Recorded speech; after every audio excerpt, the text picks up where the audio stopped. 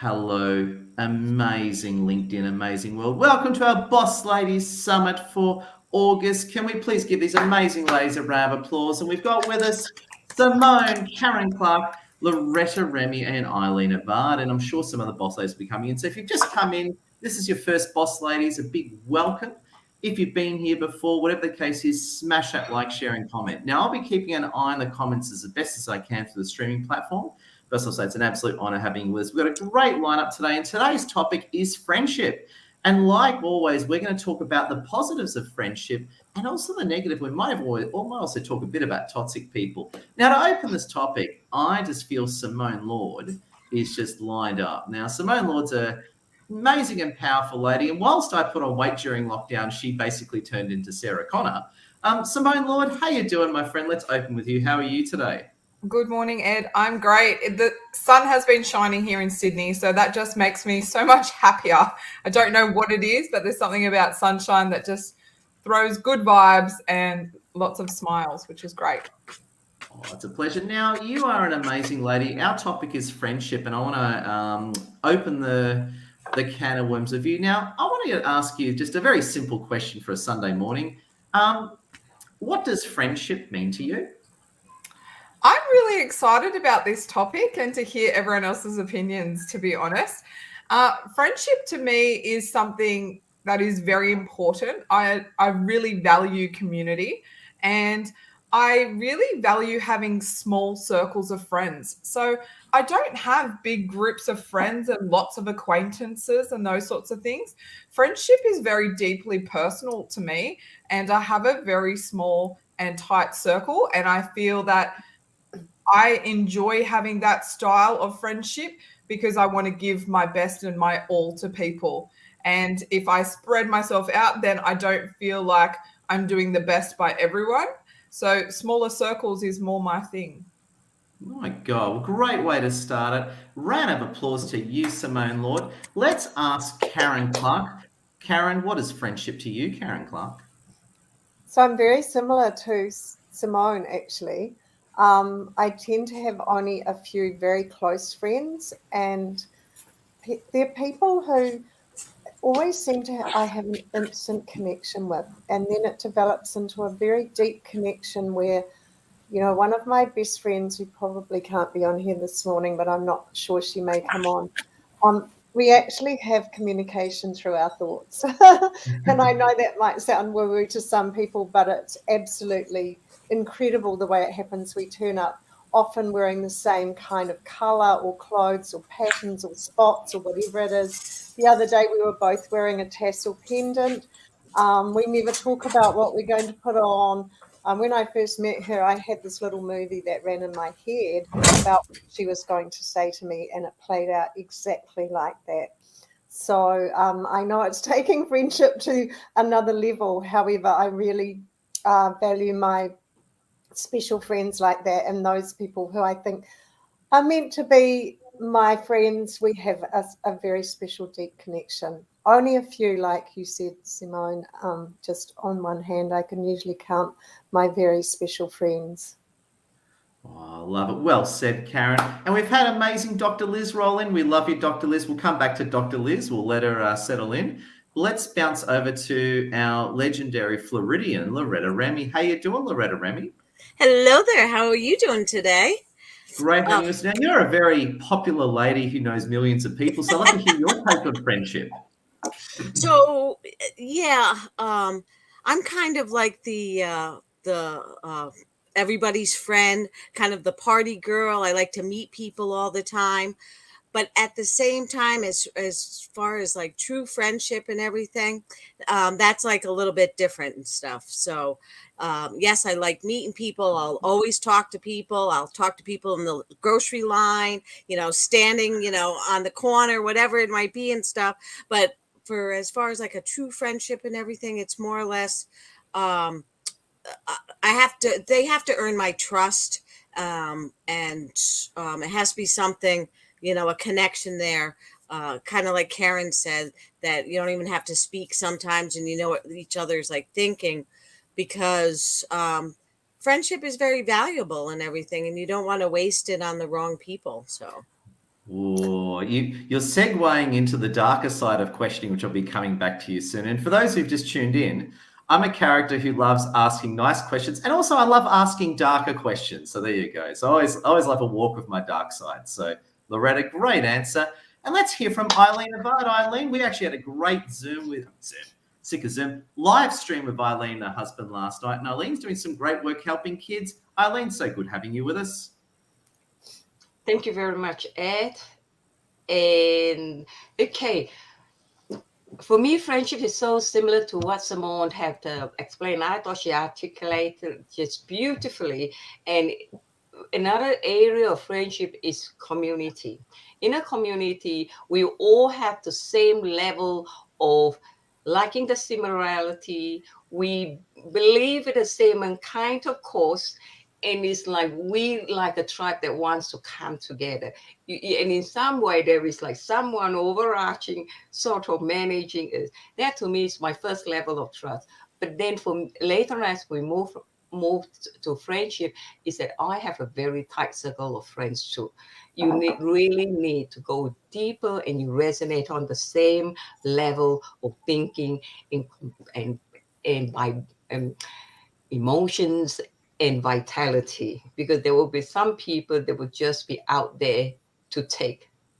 And if you don't have that kind of boundary, they will very easily just take and just dump whatever they like, walking away. Oh, what a good friend you are. And then you just carry their stuff and you feel totally free. So for me, friendship is somebody that you have the same vibration, same value, that can be there for both your needs and you can support their needs as well too. So that's, to me, friendship is. Oh, brilliant. Love it, Eileen. Amazing. We're going to hear from amazing Dr. Liz Isering. Then I'm going to go through our fans out there leaving great comments. If you just come in, like, share, comment, I'll be going through your comments quickly. Before that, the doctor is in the house. And how are you, Dr. Liz? I am amazing. Good morning, everyone, and greetings from the gorgeous Gold Coast. As Karen knows, it's a lovely day today. Now, Dr. Liz, Yeah. What does friendship mean to you?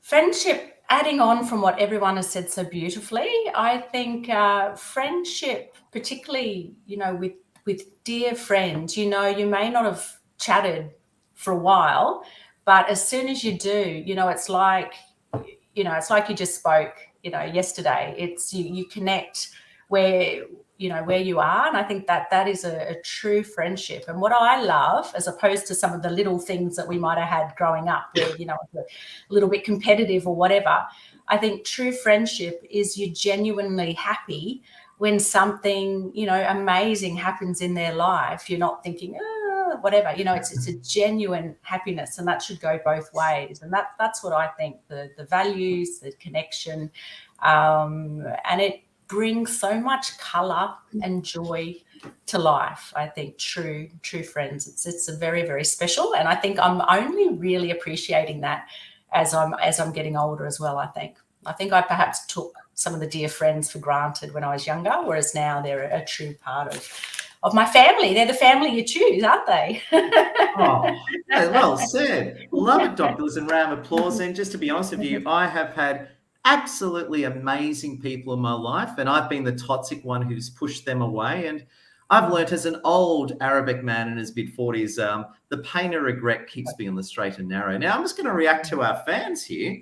We've got Hurari with us. Hurari, we love you. We've got amazing John Towson. John Towson saying, correct, Eileen, someone who has the same values and interests. And we've got my old friend, Supriya Roy. Well, she's not old, she's actually quite a young lady, but our friendship goes back a good 10 years. Amazing Supriya Roy. She is lighting up the comments. And make sure you all connect as well. We love you, Supriya. We've got Faizy Greaves from Brisbane, who's my wonderful Lebanese friend who kicks butt. Ruchi Rathor from India. And we've got a whole gang. And just I want to apologize, I can't read all of your comments. So if you have left a comment and I don't react, it's because I can't necessarily read it. So just want to say I appreciate you, winners. So what I want to do now, and also to smash that like, share, comment, keep them coming. Now I want to move to the darker side of my questioning, because we've said all the nice stuff now, but I want to go to the more darker side of the force.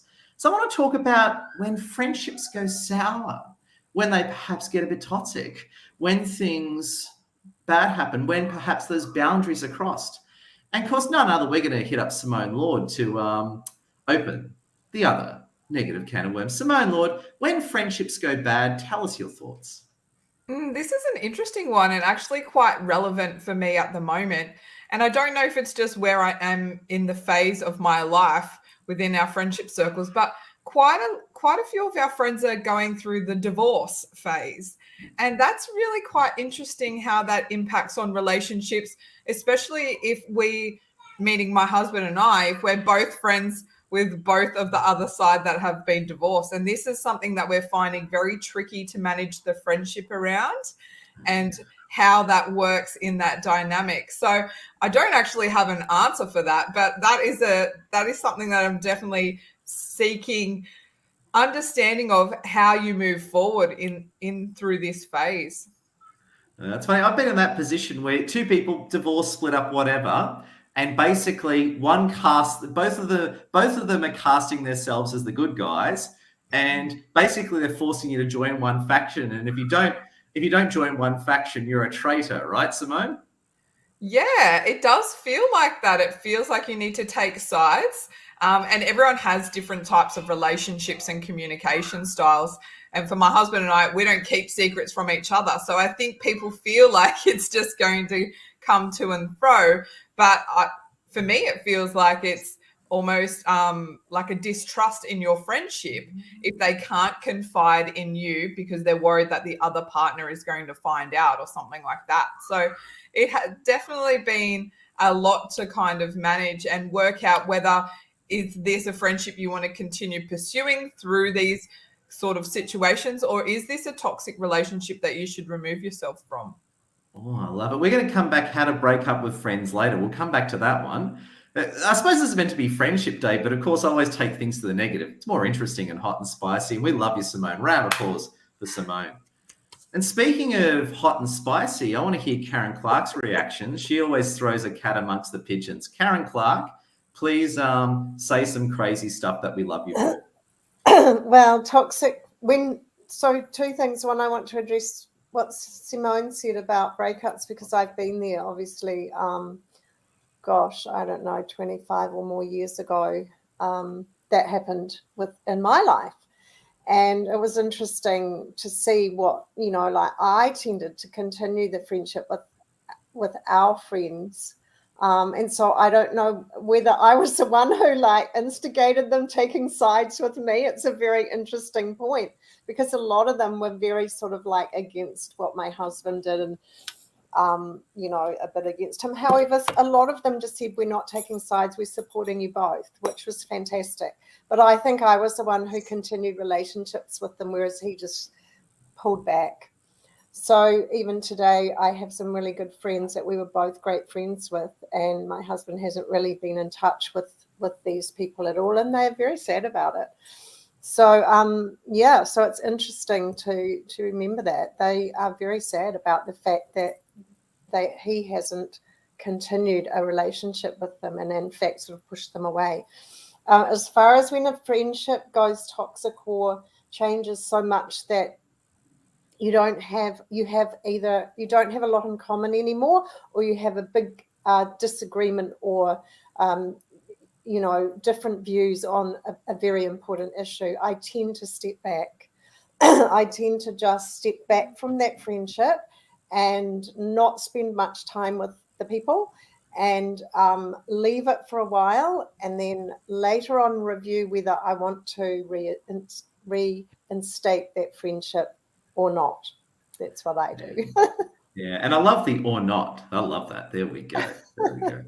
Love it, Karen. Hot and spicy and brilliant. And speaking of brilliant, I want to hear from Loretta Remy, our legendary Floridian. What's your take on all this, Loretta Remy?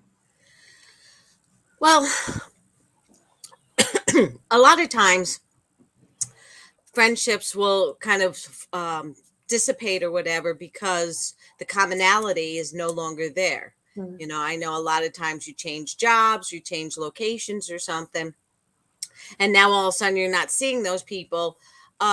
It's probably not, for me, it's not so much that the friendship goes away, but it just kind of goes to the back a little bit.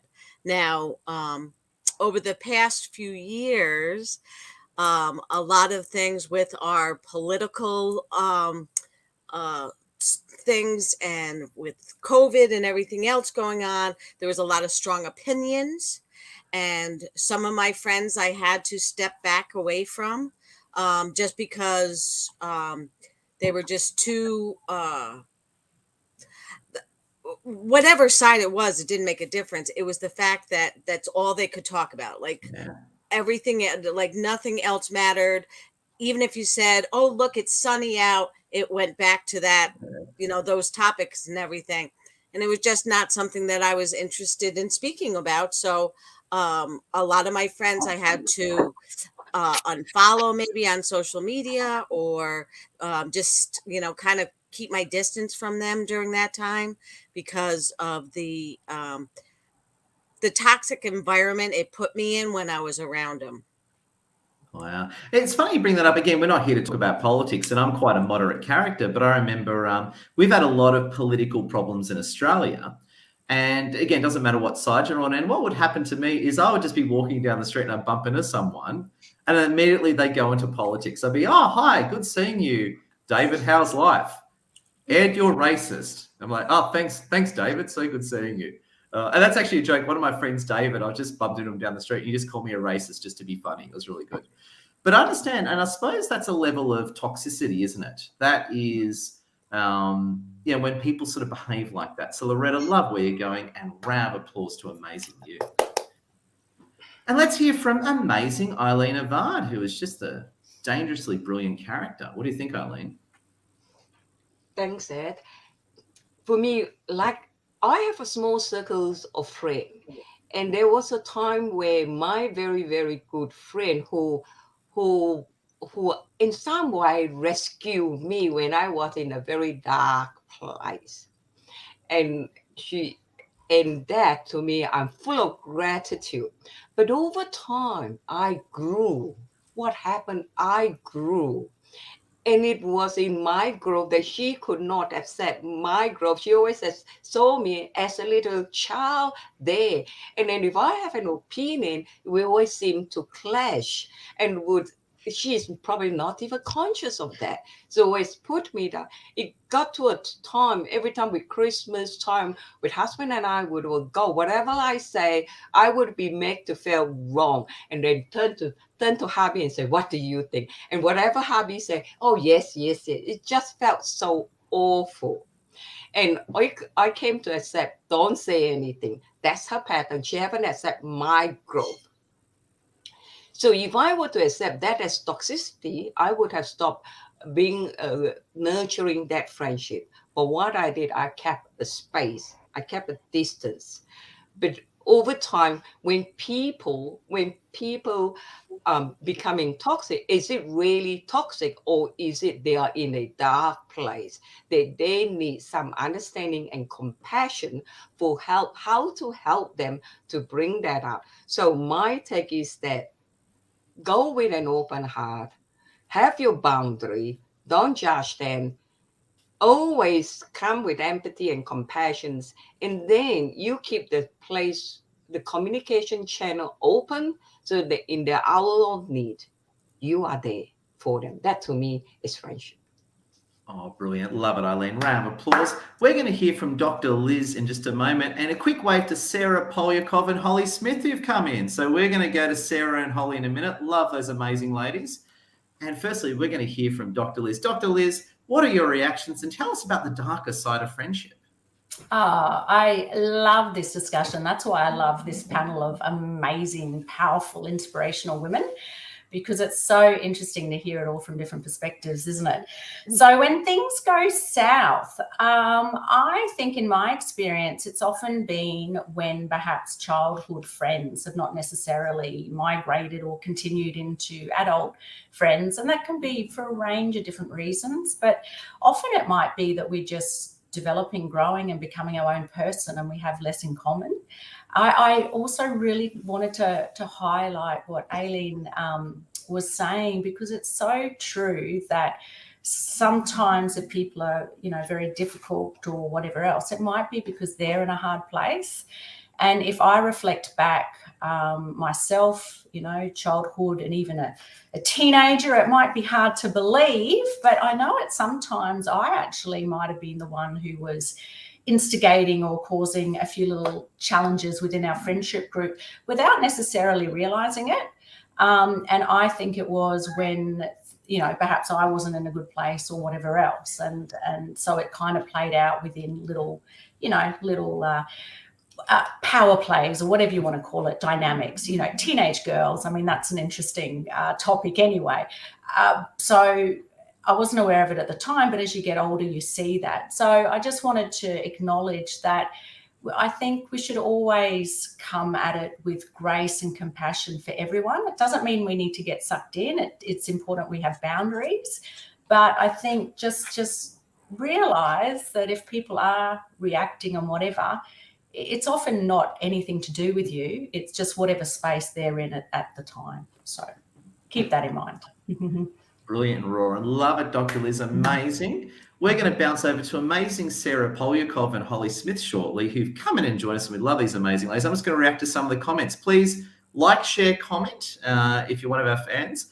And I'm just going through comments. We've got Hurrah. We've got Thomas Parrish with us. Thomas, we love it. We've got Karen Young with us. Karen, great seeing you. And a lot of people are talking about love. So once we introduce amazing Sarah and Holly, we're going to talk about when friendship turns to love and possibly the good and bad that brings up. And everyone's smiling as I said that. The moment I say friendship to love, I can see all the ladies giving a coy little smile. So I can't wait till I let this cat out of the bag. Now let's hear from amazing Sarah. Sarah Polyakov is an amazing artist, business leader and more. And Sarah, I noticed you're not near your PC. Oh, can you unmute? Go for it, Sarah. Love to hear what you're thinking, Sarah. I'm so honoured to have you with us. Sorry, just unmuting myself. Hi, everybody. I'm so sorry that I was late today. Always technology problem. So, what's the question again? Sorry. Now what I'd love to ask you, Sarah, and I'm going to ask you a few questions at once, then I'm going to do the same thing to poor Holly Smith, right?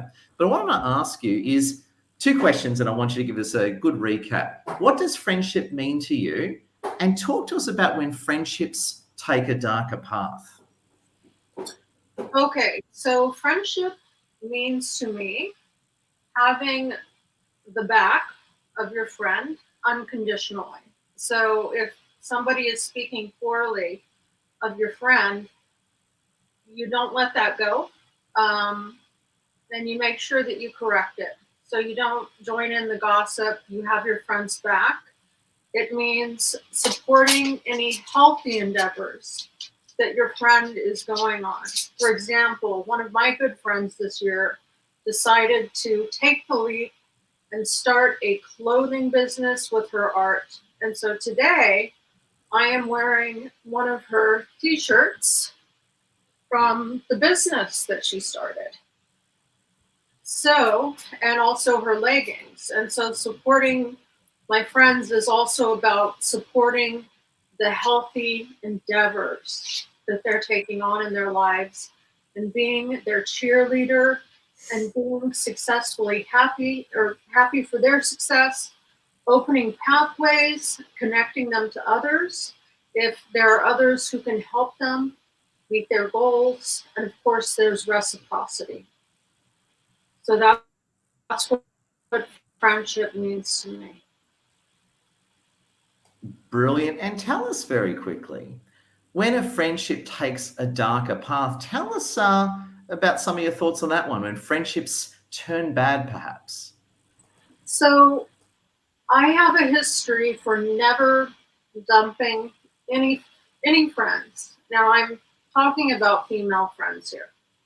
I don't dump my friends. I'm the type who is there by their side. I mean, I'm like this monogamous female friend who just is there all the time to support them. So when friendships have taken a darker turn, the one experience I have is when one of my friends got really depressed, and instead of seeing a therapist, she turned to substances that were just killing her body. And so I was there with her to walk that path with her. so that she could get off that path.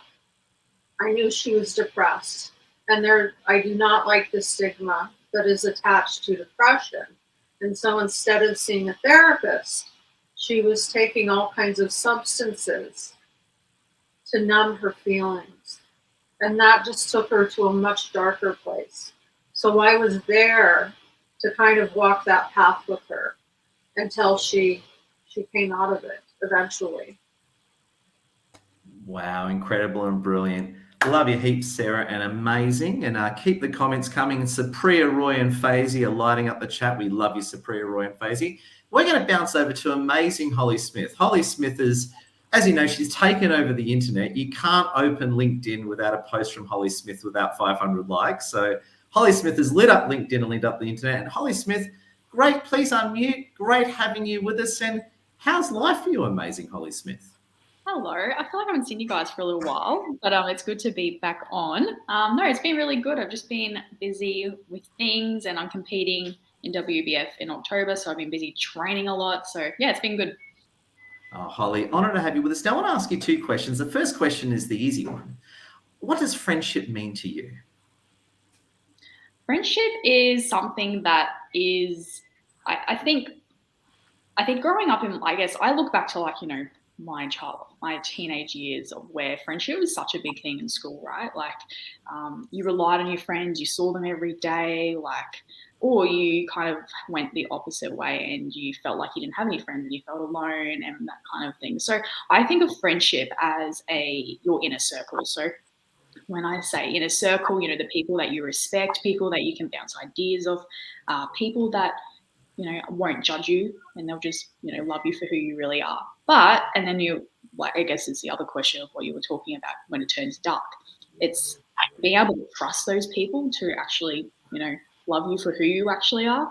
And I guess I personally, I struggle a lot, fully trusting people, knowing that what their real hidden agenda actually is. And if they're actually, able to be my friend or, able to have that deeper bond, because there's acquaintances and then there's a friendship and then there's a sisterhood. That's probably the levels I would go down. But yeah, I guess friendship means to me, I guess, it's a good topic too, because I feel like it's something very different to what we have discussed.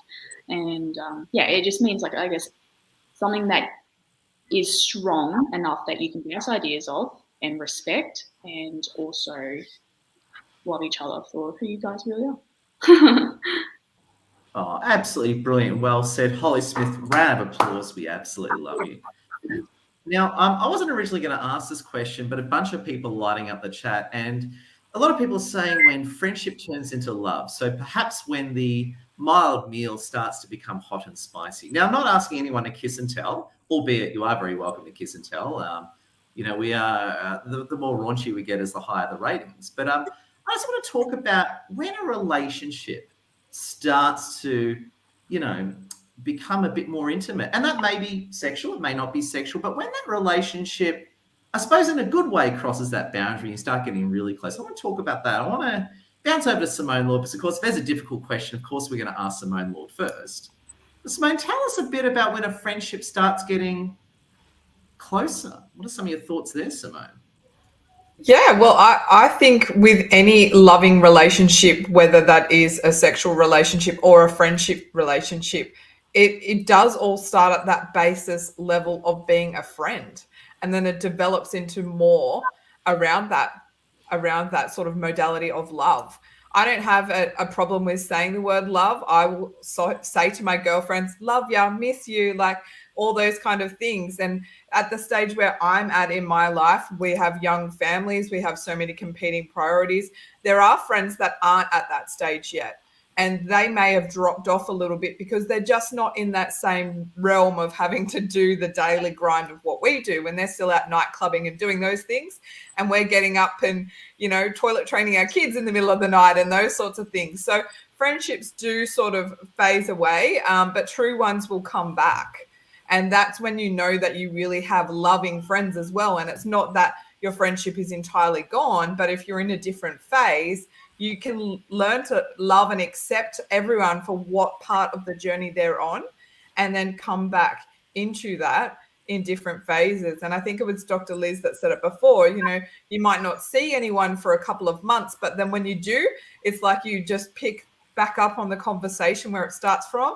That's what I feel is a really loving friendship. Oh, absolutely brilliant. Well said, Simone. Love it. And Supriya's made a great point. My old friend Supriya Roy said, friendship/raving plan, sustained energy equals good fit for a partnership. And Chris Miller from Canberra. We love you, Chris Miller. You cheeky lad, Ed, not asking for kiss and tell, or am I?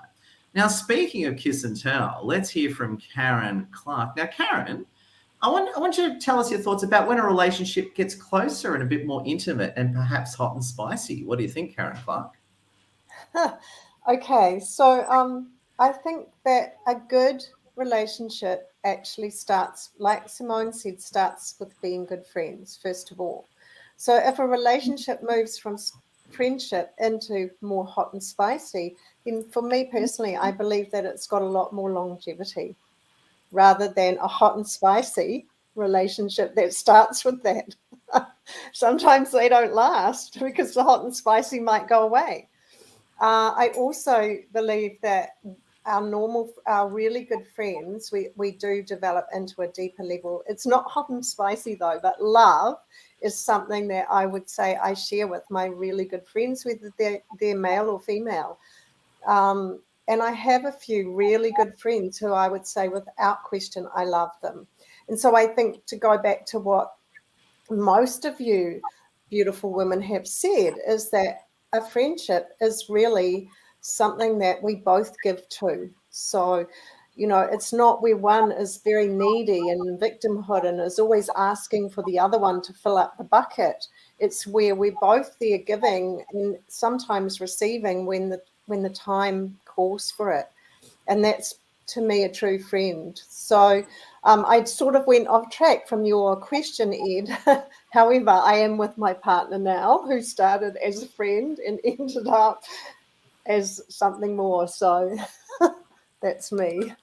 Oh, and I love it. Well said. And of course, we all know that it's sort of like, and this is a funny point. Now, yes, I'm a LinkedIn. So I teach LinkedIn for a living and run a business network. However, every day I get asked, often by a lot of women, relationship questions. A lot of women will ask me difficult relationship questions, probably more like, Ed, I know Ed will tell me the truth and he'll tell me what guys actually think. So I get asked that basically every day. And it's funny, I couldn't agree with you more. I think when there's a friendship first, it's more likely to better the relationship other than just hot and spicy.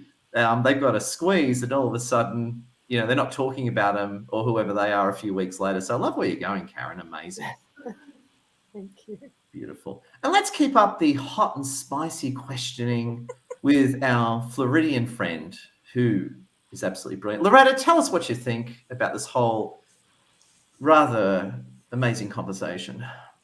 So I totally agree with Karen. I think any good relationship that's going to, sustain time and everything has to start out as a good friendship and then get into the hot and spicy part.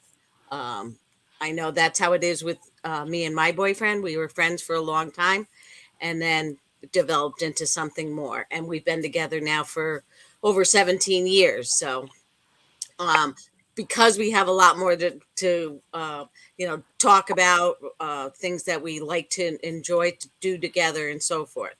The kind of darker side, though, is that sometimes a friendship can develop into love, female or male, whatever, almost to a smothering point.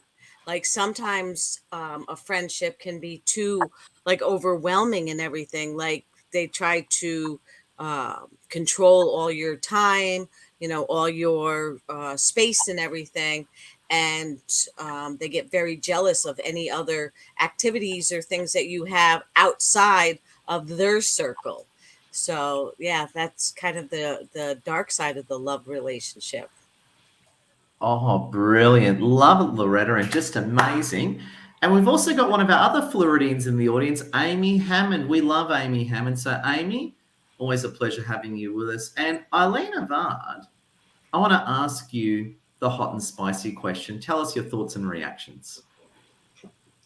I love the response so far, where it is true. If you start off with hot and spicy, you don't want to get into that kind of relationship for a start. That you're gonna have nothing but trouble right from the start, and it's only that you be so stupid to continue in that one, because that would lead to toxicity. But that's when you start pushing them out of your circle. But if a friend, over time, as you develop a relationship and it gets into the hot and spicy, that's what makes a true friend. That's what makes a true friend, that you can exchange ideas. You can express your frustrations. You can express your intimate, juicy stuff, which you trusting that they're not going to betray you, that you're going to stay in confidence with them. So that is the hot and juicy, or the hot and spicy kind of relationship you want. But not only in just in friendship. I mean, I have the really, really good male friend that I know for a long time. And I felt that we have a very intimate relationship where I could openly go out and share with him my intimate things that he could share from a male perspective. And I know that he will not betray my trust. And that to me is what we call an intimate, but it's truly, truly platonic kind of thing. I mean, I could say, put my hand on his arm and knowing that he got no thinking that I have any sexual desire on him at all. So that to me is a friendship. But taking it not only just in friend, in marriage. Like I've been married close to 38 years, and with the one partner, and there come to a time where sometime in a relationship, the intimacy or sexual, you're just taking a cooling down. But when you have a great relationship in friendship, you can always thrive in there. There's no expectation that, oh, come on, it's that Saturday, it's that Friday. You got to be hot and spicy. You can just be chill and just be fun. And that also can be in a marriage as well too. So that's all. Over to you. Love it, Eileen. A round of applause. I think you should do stand up. And we're going to talk hot and spicy with Sarah and Holly shortly. But firstly, just remind me of a scene of American Dad. Now, I am a guy. I'm sorry about that. I love American Dad and Family Guy. Now, American Dad is basically hero of it. Stan Smith is a CIA agent. He's hilarious. And he actually, in one episode, had his calendar, and he had basically programmed into his calendar when he was having sex with his wife and what positions. And on one of the nights, his wife wanted to do a different position. He complained because it wasn't what was booked into the calendar. So I don't know why, that just reminded me of, I'm Stan Smith from American Dad. I don't know if anyone knows what I'm talking about here, but yeah, I just can't get enough of that. A few reactions. Faisey's here. Karen, Faisey agrees hot and spicy at the start can lead to a lot. And we've got Amy Hammond here, who's just lighting up the chat. And Supriya Roy, which is amazing. So let's bounce over to Sarah Polyakov. Sarah, tell us what you think about hot and spicy. I'm still laughing at your American Dad impression.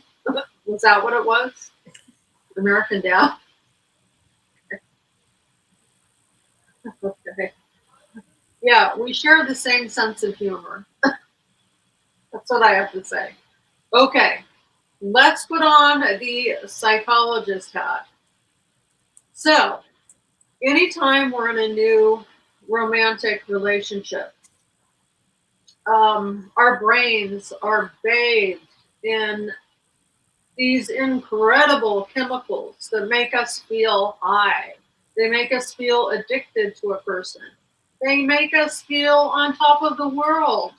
And that phase lasts for about 2 years, between 6 months and 2 years. So hot and spicy, I say it's something that needs to be built if we're talking about romance.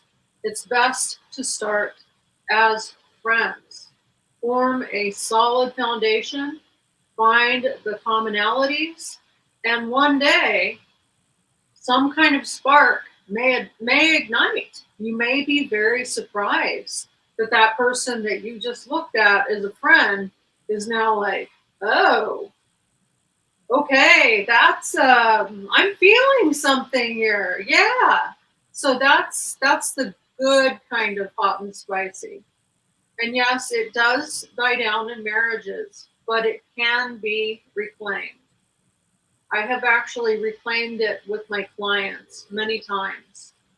And I'm talking about my day job here, not the art that I post online, but I have been able to reclaim that hot and spicy with people who have been married for almost 40 years. It does exist. There is a way to do it. So those are my thoughts on hot and spicy. Oh, there we go, and we love it. And a round of applause to Sarah. I have to bring this up. Sarah and I both share a passion for Mexican food, so there we go. So I just have to make that acknowledgement. And we like geeky things. I think we both like geeky things. Yes. Yes, I think we do. Totally. Well, love your work, Sarah. Amazing. Now I want to bounce over to Holly Smith. And I want to put to Holly Smith and ask her for her thoughts on hot and spicy. Holly Smith, please tell us all about hot and spicy, and love to hear what you think on that one. Only 1,000 people are going to be listening to you on this one. Wow. Out of all the years I've lived so far, I do know that any kind of love starts with a friendship. And I think a lot of people don't understand the difference between love and lust. I think that it's very mixed up in today's society, especially in my generation. And I think what everyone needs to start doing is just taking a step back and taking all relationships on a friendship basis completely first. That's just my perspective. But yeah, I think, to really love someone, like you've got to love them on all levels, right? On all surfaces.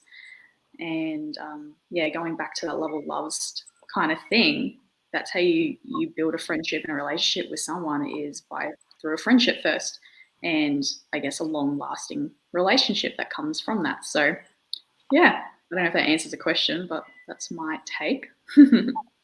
Oh, I think it's brilliant. We love you, Holly. Round of applause to Holly. Amazing. Now, I just want to react to some of the comments here. We've got Supriya Roy, who is talking about slow and steady, which is amazing. We've got Thomas. We've got Yolanda Holt. Good seeing you, Yolanda. Now, we've got about 18 minutes left of this live stream. So we're going to gradually wrap things up. But one of the last questions I want to ask, and then we'll bounce back to panelists for closing thoughts. But my last main question I want to explore is this one, right? Very important. When a friendship needs to end, how do you go about it? So when you know a friendship is becoming too toxic, how can you see that, and what are some of the moves that we can make? Simone Lord, let's hear your thoughts on this one.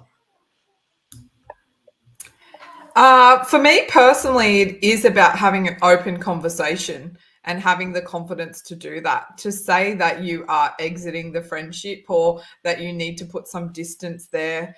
I'm not the type of person just to ghost and just disappear and not have any contact, but I would put that in that boundary. And I think that's something that Eileen mentioned earlier as well, about friendships and boundaries. And sometimes that's just what you need to say. It's like, hey, I'm here for you. I'm supporting you.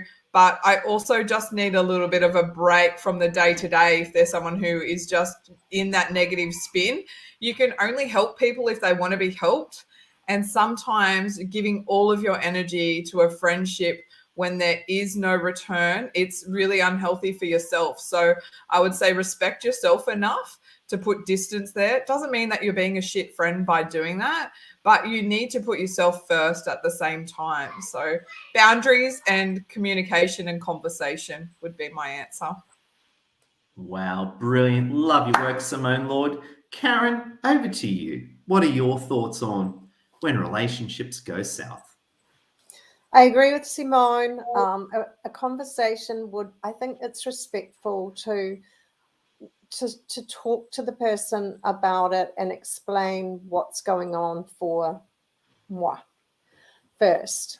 And I'd only do that if I think that the friendship is unredeemable, that we've come to a point where, so all the rest would have already happened, probably would have stepped back a bit and taken a look at the whole relationship for a while. And if I believed that the gap was so vast that the friendship couldn't be brought back together, then I would definitely have had a conversation. And, it could be in a relationship as well. I mean, in one of my relationships, we broke up. We'd been together for 12 years. However, we're still best friends. So it's not always the friendship that has to go, but something had to go in that relationship. So we had a lot in common and we're very close in many ways, and we're still best friends, and that's a male. And so, yeah, it's a complicated discussion. It's a complicated issue, I think. Friendship, relationships, it's not just a simple thing that we can put rules to. Every situation is different.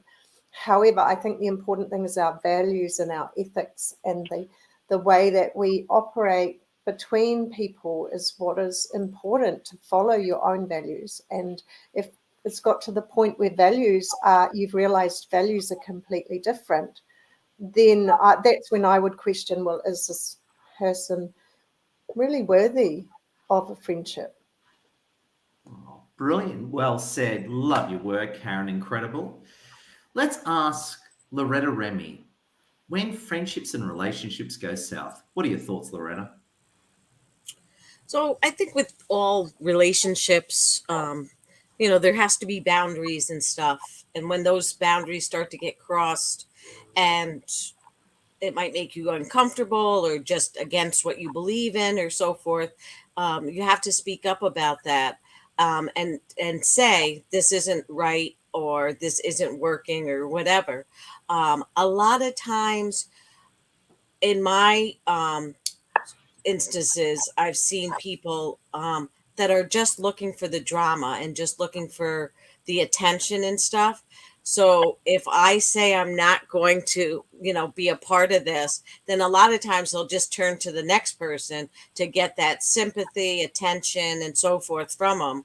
And it kind of quietly dissipates itself because of that.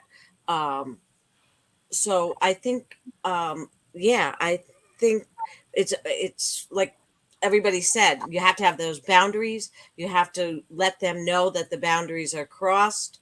And then it's kind of then up to them whether they want to step back and adjust and say, oh, your friendship is more important. Let me, change things. Or they say, I'm going to continue to do what I'm doing, and I'm on, either on to the next person, or, I'll find somebody else or something.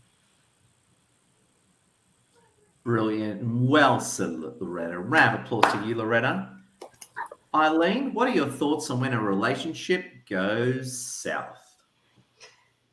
Well, I think in my lifetime, on my experience, when I ended a relationship, I think when it's a friendship and one that is intimate, there is a certain amount of intimacy and as well as certain amount of stickiness and attachment to it. So when I ended an intimate relationship of 8 years, because we were not sharing the ultimate values of family, I had to end that relationship. But that was really, really hard because I loved that person, but it was just that the common goal was not there. And so going through that process, that was awful, that was painful. Mm-hmm. And again, it is sticking to your value and creating boundaries and the discipline and not falling into the trap. They're saying, it's okay, maybe he would change his mind, maybe. Then you just keep getting drawn into that. But that process is very, very painful. So you need to create your own boundaries so that you could be strong.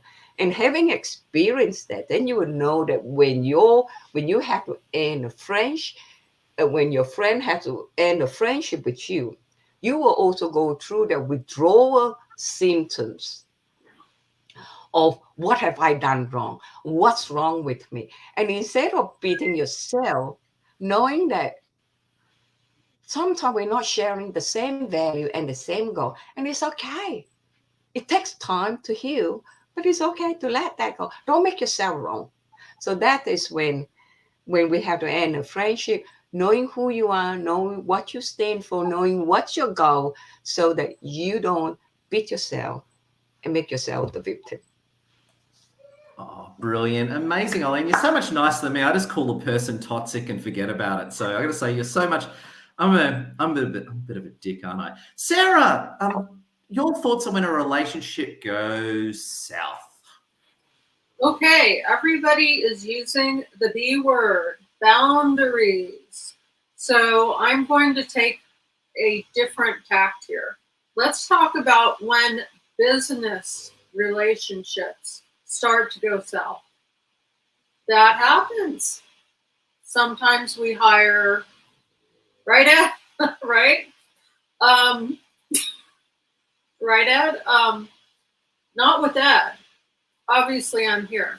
But sometimes we may hire people to do things for us where we are not the experts in that particular field. And sometimes that doesn't work out. Sometimes that becomes toxic. So how do you tell that person? This has become a very toxic relationship. It's hard. I start by giving grace and the soft approach. So here's what I've observed. Here's what does not work for me. And I leave it up to that person to see what their reaction is. And actually, Ed was able to coach me on this because I got a little bit stuck. I think it was about 2 weeks ago. I got stuck and I said, Ed, I don't know what to do because this is, this is somebody who is meaningful. And so Ed gave me some really great advice and I carried that out. I basically talked about what it was that I needed and I left it up to that person. Ed let me know that that person's reaction was not my problem. And that was a huge takeaway for me, that person's reaction to me stating my needs was not my problem. That was their problem. And so that was a huge winning conversation. And I want to give a round of applause to Ed for that gem. Love you. And to be totally honest with you, I used to be quite a toxic character at one point in my life. So basically, when I was talking to Sarah, I was basically advising on how to basically deal with a more evil version of my previous self. So I totally got the situation, Sarah. I used to be a bit like it, and I'm ashamed of it, and I'm just telling you the truth, Sarah. Don't tell anyone on LinkedIn, though. I think we've just told the whole world. I cannot say that about you, Ed, but I just can't. I think you're joking. Yeah, it's good. But just keep it all between us. Don't let anyone know, Sarah, just between you and me. Love you, Sarah. Totally. Absolutely. Yeah, don't let anyone know. Don't let anyone know I used to be a toxic guy. We're Now, talking speaking about relationship. Yeah, we're talking about a relationship construct right now. We're not talking about a person. Yeah. So I just wanted to make that very clear. We're talking about a relationship construct, and Ed teaching me the idea that when I state my needs, it's not my problem if somebody reacts badly. That was a really big gem. And so we're talking about relationship constructs, not people. There you go, Sarah. Beautiful. Love it. Sarah, amazing. Holly Smith, you are such an amazingly powerful lady who's lit up LinkedIn. Tell us about when relationships head south, Holly Smith. I think you just have to be very intuitive. Like you just have to, like a lot of the time we're actually blinded by like people's, I guess, hidden agendas. And that's, I guess, when, trust comes into it, right? But you've just got to be really intuitive with like, all right, does this person actually align with my values? Does this person want the best for me? Do I want the best for them? Are they You know, are they going to help me? Am I going to help them? And I think there's two different types of friendships that I personally, you know, have experienced. And then there's like that mastermind principle, right? The friendships of those that lift you up no matter what. They're in the same line of maybe success as you. They understand you. They have the same values as you, right? And you thrive off that. And then you've got the personal one-on-one sisterhood friendship, I call it. And it's those people that you grew up with, those people that, you know, you love. They're like your sisters, right? And your girls. and I have like that really small group, and I've grown up with these girls, for example. But the thing is, sometimes our values don't align because we grew up with each other, right? Sometimes we're not on the same level. So there's two different types of, I guess, friendships that I kind of like see and believe in. And with those two different types of friendships, you're able to set different kinds of boundaries. And, you know, you don't talk about this with this kind of friendship, but you can and feel open to and vulnerable in this kind of thing. So, for example, if you were in like a mastermind or something, you wouldn't really open up about your personal stuff just yet, right? Until you became on a super deep level.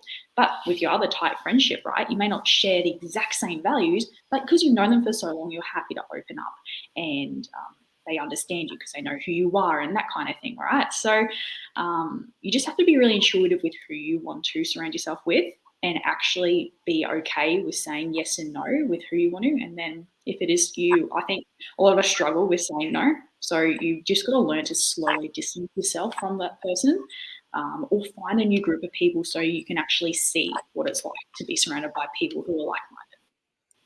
Oh, brilliant and well said. Love your work, Holly Smith. Just incredible. And I have to bring this concept up. I wasn't going to, but my mother's an amazing woman. And again, I don't mean to be political, but it's kind of funny, but my mum loves Hillary Clinton. Like, ever since the 90s, my mum has worshipped Hillary Clinton. You say even one bad thing about Hillary Clinton, you won't hear the end of it for the next week. So whenever I walk into my mum's house, just don't bring up Hillary Clinton.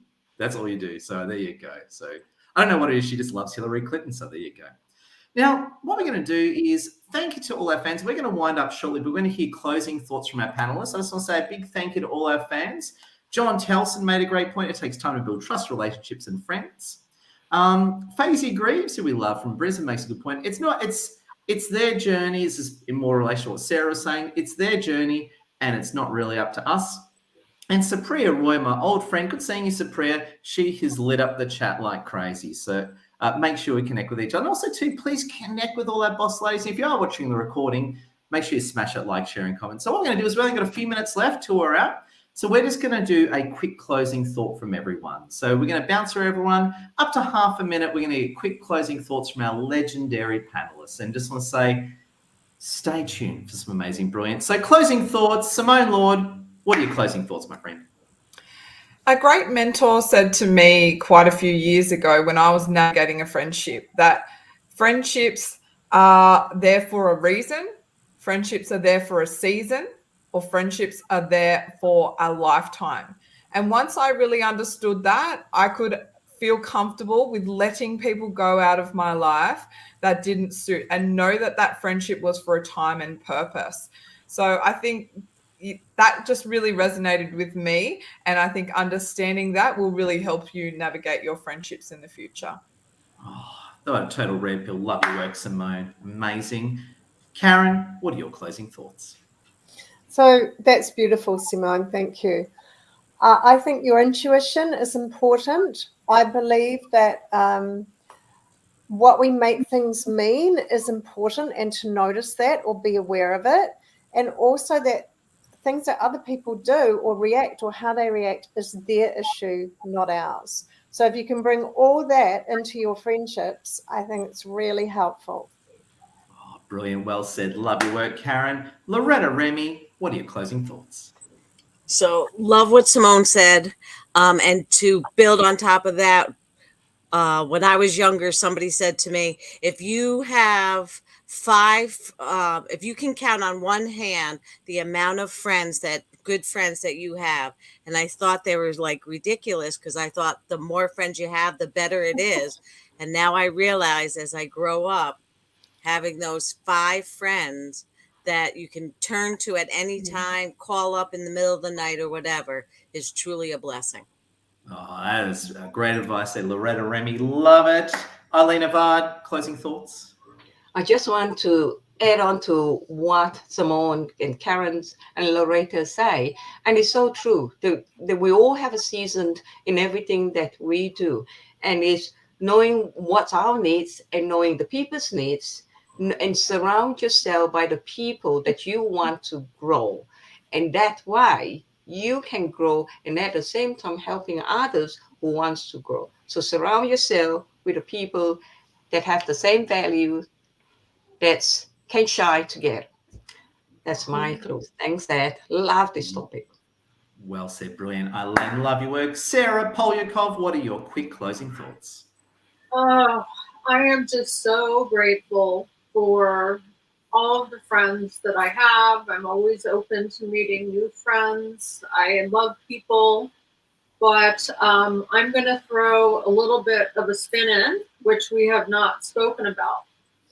We've talked about seasons, and sometimes those seasons of friendships, people come in and they're difficult, but they are actually there to teach us something so that we ourselves can evolve as human beings. Even if at that time it feels horrible, there's some kind of soul evolution that we can embark on if we choose to. Oh, brilliant. Well said, Sarah. Amazing. And Holly Smith gets the final closing thought, the most powerful one of the day. Holly, what's your final closing thought to close the summit? I think everyone's made some really good points. But I think what Eileen was saying about finding someone that can, or a group of people or friendships that can actually help you grow, because if you're not growing, you're not going anywhere in any part of your life, right? So finding those people that share the same values, share the same beliefs. You don't always have to share the same beliefs, but it's nice because you can go deeper. And then also that you can push each other. I think it's a little bit hard sometimes to kind of sit back and go, I don't know where I can find these people. And if you're struggling with that, then you've got to think about where these people hang out. Where are they? You know, do they go to networking events? Do they hang out at the beach? I don't know. That's an example. But like find where they hang out and then go there and actually push yourself to make more conversations. So that's my little input. I love it, Holly Smith. And you just described my relationship with LinkedIn. I absolutely love it, Holly Smith. There you go. If I ever feel lonely, I just jump on LinkedIn and I feel good. So, Holly, I just want to say a big thank you to everyone. So, big thank you to our panelists, and also to a big thank you to Lassie Zier. Lassie Zier was actually the amazing lady who came up with this concept. So please connect with wonderful Lassie Zier, who's running around with we've got a bunch of children ripping up the house. So Lassie Zier is doing whatever she can in a futile attempt to protect our furniture. So there you go. She's doing an amazing job. But thank you, everyone. Friends, please Thanks. like, share, and comment. Thank Connect you, with these Lassie. panelists. And just want to say, can we unmute all? Big round of applause to finish it. Thank you, everyone. Thank you. Love your work, all. Thank you, everyone. Brilliant.